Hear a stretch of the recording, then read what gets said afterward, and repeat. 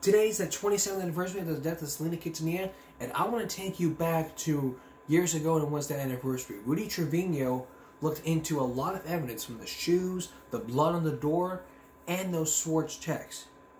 Now, for those who don't remember this case, this was a case about an obsessed fan.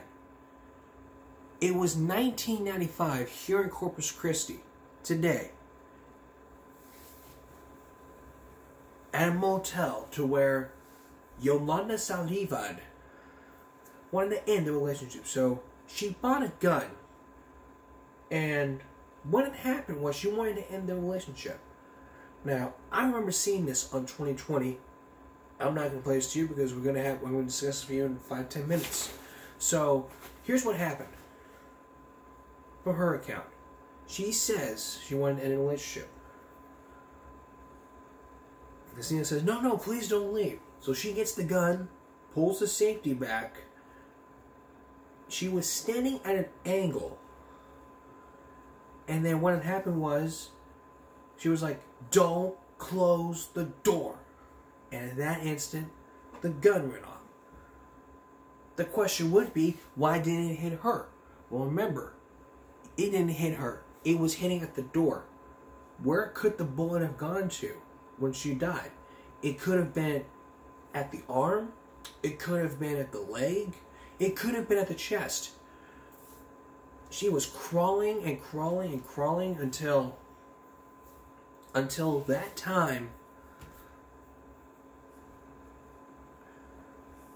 Until that time she died. Now, before all of this, Selena's parents knew about those forged checks. Those checks that came in. Her husband, what her husband wanted to do was report this to the police. From all of this. That's what this whole story was about.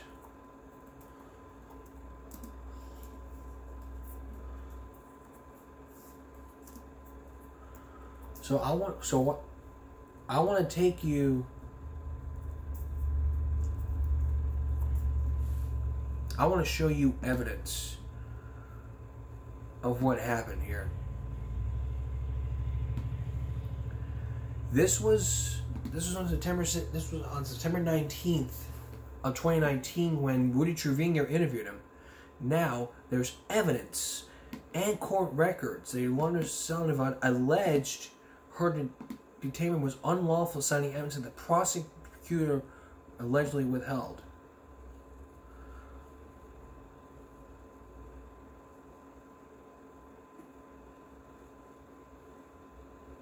This is the timeline.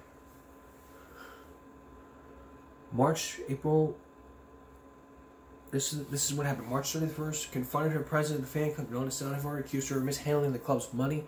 An argument ensured it ended with Selena being fatally shot afterward. Held police at bay for hours. She was in her car threatening to take her own life, and she surrendered and was tried for murder and sentenced to life in prison. But Saldivar has repeatedly attempted to get a new trial.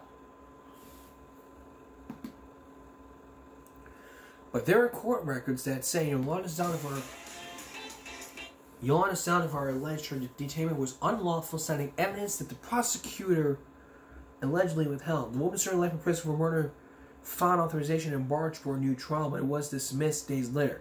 Now, this was during that time. On March 28th, the documents say Saldivar filed the U.S. District Court in Waco, Texas, a motion to authorize a second right of habeas corpus, essentially meaning she believed her detention to be unlawful. Her argument that Carlos Valdez, the prosecutor in her trial in the late 1990s, allegedly withheld expository material evidence at the time that would have been horrible for her defense, thus preventing her from having her trial. The motion argues that Valdez presented said evidence, especially a pair of tennis shoes and a baseball hat. The court motion alleges was not introduced in evidence in court. In a recent media interview with a Spanish-language outlet. Further, Saldivar's motion argues her defense could have argued the evidence was false if Valdez had introduced them during a trial. But as for the tennis shoes, they didn't belong to the defendant. The evidence withheld could also be tested. Saldivar argues blood, grass, gravel, etc. to prove that alleged events unfolded. the way they were said to on the day of the murder. Now remember, the blood was on the door as Selena was shot. But there is new evidence, and if I were to talk to Rudy about this story, he would have gotten that feeling. But I was probably the first to talk about this. But the evidence was the gun used to kill Selena, the outfit Sanavar wore the day she claims she was sexually assaulted. Why was she sexually assaulted? Did Selena sexually assault her? Was there a sexually assaulted charge? And the recorded conversation between FBI negotiators Larry Young, Isaac Valencia, and Saldivar. Those two negotiators.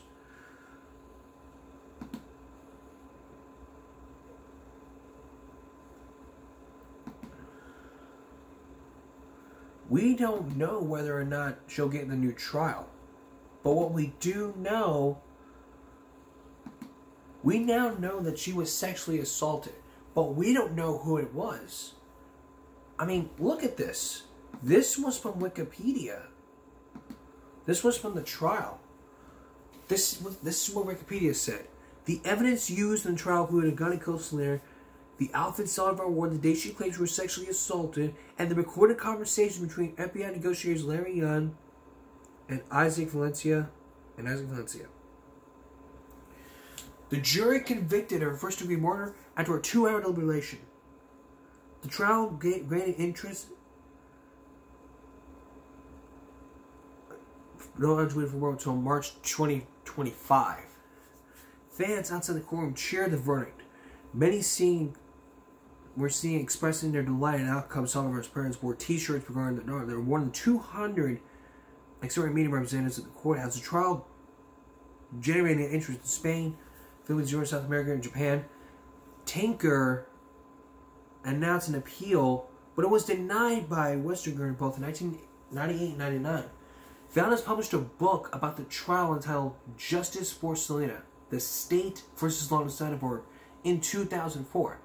But 10 years after, Saldivar was representing herself in an attempt to be released from prison, claiming that some of the witnesses were not called during the trial and that the evidence was missing from the trial.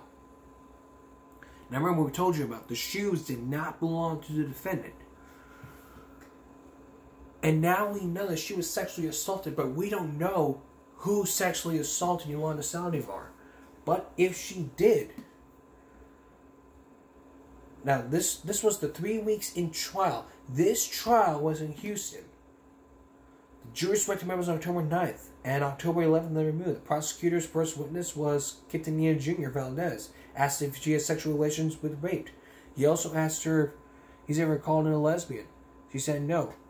So Quintanilla Jr. denied having sexual relations with the killer. On October 12th, Valdez called Trinidad Espinosa to stand. He testified he saw Saldivar pointing a gun while running after Selena. Saldivar then stopped, lowered the gun, and walked back into her motel and saying no emotion. After hearing the testimony, Selena's mother experienced chest and arm pains and was hospitalized due to sudden rise of blood pressure. The motel maid, Norma Maria Martinez, also described the same event as Espinosa. The prosecutor showed the jury an outfit Saldivar wore during her alleged rape. He claimed that someone had purposely torn holes and shredded the shirt with scissors. On October 13th, Rosana Gonzalez, the assistant manager of the Days Inn, was called to testify. That person told the jury when Selena arrived in the lobby after being shot, she asked the singer who shot her. Selena cried out in a girl room 158. The salesman said that Selena told him, Yolanda Saldivar shot me. But the receptionist testified that she had heard the same statements, but added that Selena had screamed, "Lock the door, she'll shoot me again," before collapsing. She also told the jury that there was no such blood as she felt nauseous for calling 911. The last person we called to testify was the paramedic Richard Fredrickson, who described details of Selena's condition with a mysterious ring she clutched in her hands. The Quintanilla family received sobbing and inspiration detailing the attempts to save Selena's life while Saldivar stared blankly. The second week of the trial had been on October 16th. Now, 3 days later, the defense called 2 surgeons who tried to revive. The defense questioned by Quintanilla jury would request that a blood transfusion not be performed to Selena due to religious beliefs. The day after, the arguments with Barbara Schultz, the hotel's general manager, taking a stand, taking asked if Selena actually screamed and locked the door. She replied Selena never asked the door. But remember, the salesperson heard about this, so why would the GM deny it? If the GM had heard about this, they would have agreed to tell their side of the story. The third week, the prosecutor's closing statement, she told the jury that Selena had been reduced to a mere picture next to the March 30th action of the defendant. She asked the jury why Saldivar nurse did not administer the first aid, why she had not called 911. If she had called 911, we would have known about what happened. Now the verdict? Before the verdict was read, some of the crowd and continued jury were skeptical of the outcome after O.J. Simpson's acquittal a week earlier. Saldivar told her defense team that she wanted to kill herself after the verdict was read.